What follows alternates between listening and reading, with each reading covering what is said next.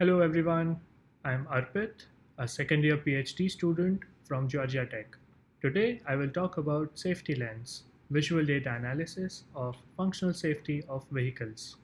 This is joint work in collaboration with Ehsan Kamal from Ford Motor Company and Alex Endert from Georgia Tech. Today's vehicles come integrated with one or many advanced technologies like lane change assist, adaptive cruise control, and parking assist. These technologies have transformed automobiles from mere mechanical machines to complex electronic and software systems.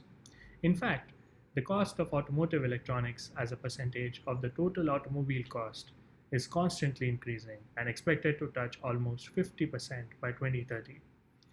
If and when these complex systems malfunction, they can be detrimental to the safety of the vehicle, its occupants, and the surrounding environment. In the US alone, there were 6.7 million vehicle crashes reported, of which 0.6% were fatal, 28% led to injuries, and the remaining damaged property. Vehicle safety is important, so much so that in the same year, there were 914 total instances of vehicle recalls by various automobile companies that affected 29.3 million vehicles, costing more than $20 billion. Automotive systems engineering processes involve large amounts of data, many of which are stored in unstructured documents such as Microsoft Excel, and model-based systems engineering tools such as Magic Draw. Using unstructured documents for information exchange is inconsistent, error-prone, and may cause miscommunications. Model-based systems engineering tools, on the other hand, use a common language like SysML that partly solves the problem, but their user experience and functionality is generally focused on creating information. They lack user interfaces for visualizing and exploring data, and they cannot be customized easily to support newer advanced tasks. This encouraged us to apply techniques in visualization on a critical operation in automotive systems engineering called functional safety. Functional safety is a technique in which domain experts identify and assess hazards due to malfunctioning of automotive electronic and electrical systems. They set goals to minimize unreasonable risk due to these hazards and define requirements to achieve these goals. In a 3-month-long user-centered design process, we conducted 1-hour-long semi-structured interviews every week with domain experts from Ford Motor Company. In these sessions, we understood the domain, gathered requirements, defined user tasks, formulated design goals, and brainstormed and prototyped UI designs. We then developed an initial prototype and demonstrated it to 35 domain experts. After incorporating their feedback, we implemented the full system that is now being deployed internally. At a high level, functional safety analysis is a technique that minimizes unreasonable risks associated with hazards. Let us understand this more with an example. Consider this Ford Mustang equipped with the adaptive cruise control system that maintains a set reference speed. Now, what if this feature malfunctions and the vehicle accelerates more than required? This can lead to continued acceleration, which in an overtaking scenario can lead to a collision. Now, to minimize the risk associated with this scenario, a goal to not accelerate the vehicle more than required is set. To achieve this goal, a requirement to be able to override this acceleration with the brake pedal is assigned. This requirement is further assigned another requirement to monitor the brake pedal, which ultimately requires software that compares outputs of brake pedal sensors. There is a technical term associated with each of these phrases. For example, continued acceleration is a hazardous event that can lead to a collision, which is a hazard. Functional safety domain experts determine, implement, and verify these data phrases and their interconnections.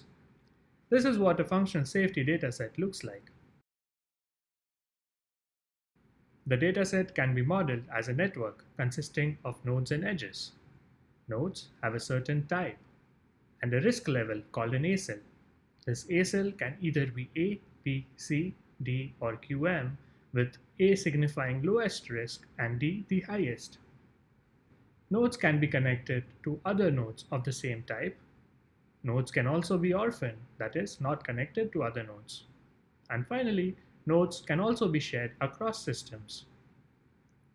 From our interviews with domain experts, we compiled a distinct list of 25 tasks that they perform. For example, which are these nodes connections? Are any of them missing? Are there nodes that are not assigned an ASIL?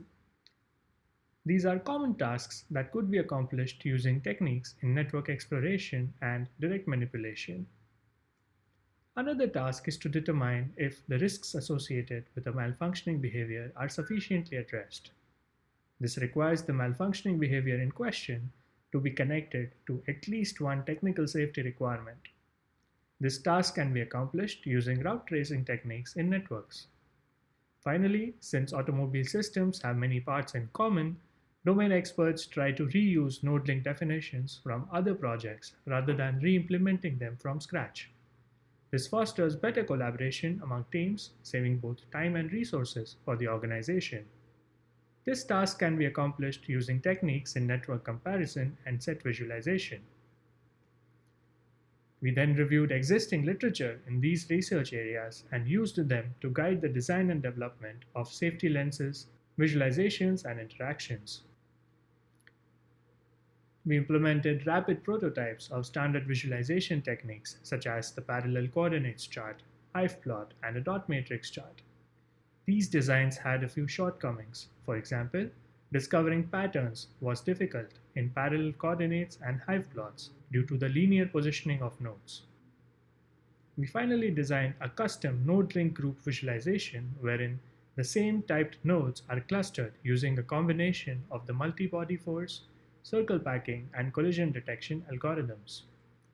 Each group is identified with a larger label and its extent is defined as a convex hull and highlighted.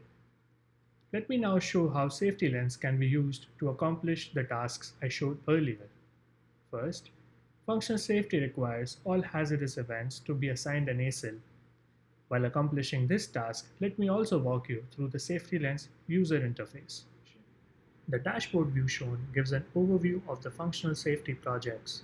It serves as the starting point of functional safety analysis. Let us load Project A and switch to the Compare view. The Compare view is the main view of SafetyLens. The project panel shows the selected project as a clustered node link visualization. Each node represents an element in the project. By default, nodes are colored by their ASILs and are grouped based on their types. Each edge represents connections between nodes. Hovering on a node highlights it and shows details in the detail view on the left. To find all hazardous events that are not assigned an ASIL, we hide all node types except hazardous events. Then, we select all nodes with ASIL hyphen and take a note of it.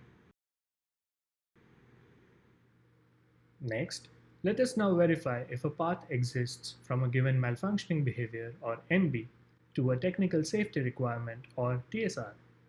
Let us also verify if the ASIL are all defined and consistent along that path. We switch to the Trace tab, look up a known malfunctioning behavior and set it as source.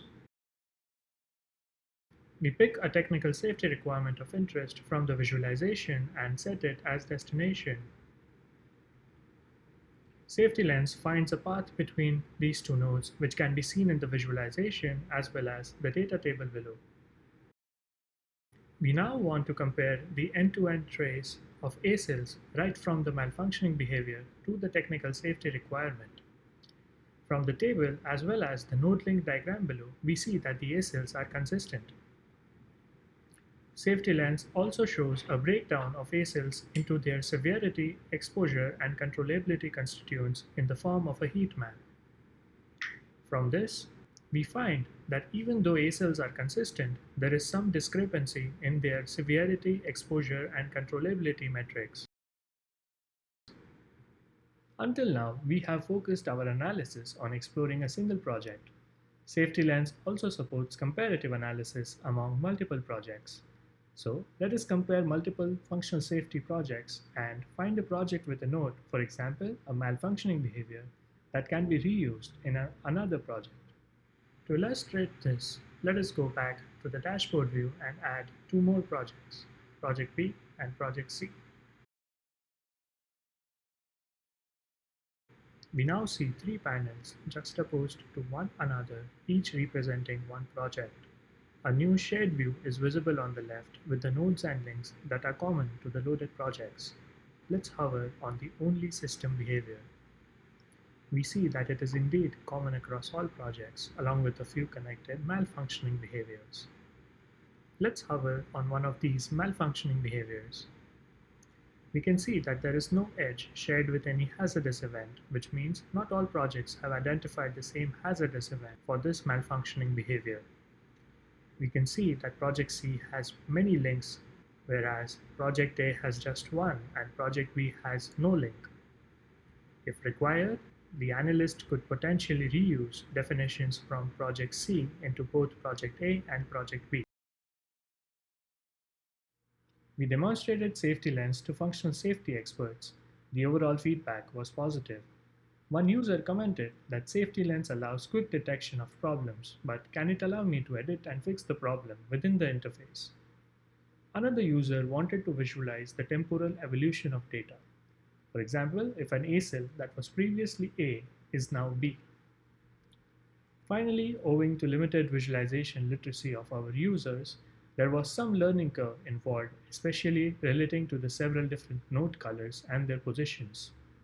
This feedback will help us support new functionality as well as improve the current ones. For more information, please read our paper and reach out to us directly. Thank you.